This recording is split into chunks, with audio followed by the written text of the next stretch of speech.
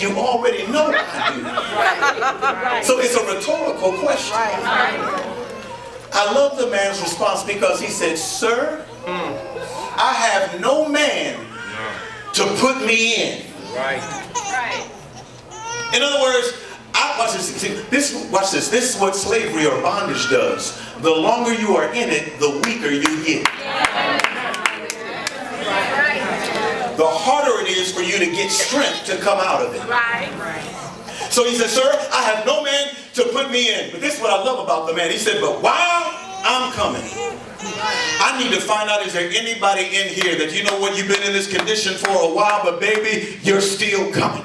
You've been going through it for a while, but baby, you're still confessing. You've been dealing with that man for, oh, y'all ain't gonna say that back to me.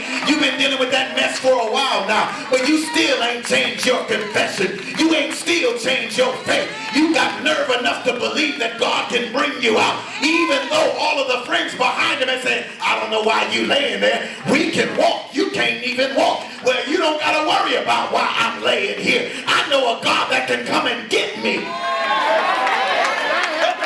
Touch your neighbor and say, God's about to come and get you. I don't care where you are. I don't care what you're going through. I don't care what you're up against. God is getting ready to come and get you. He's getting ready to pull you out of that mess. He's getting ready to deliver you. He's getting ready to heal you. He's getting ready to set you free. He's getting ready to walk you out of it. You're getting ready to go out with your head up, your hands lifted, and your mouth open. And you're going to magnify the Lord for everything that he's done. And you're going to say that this is the Lord's doing. And it's marvelous and all right.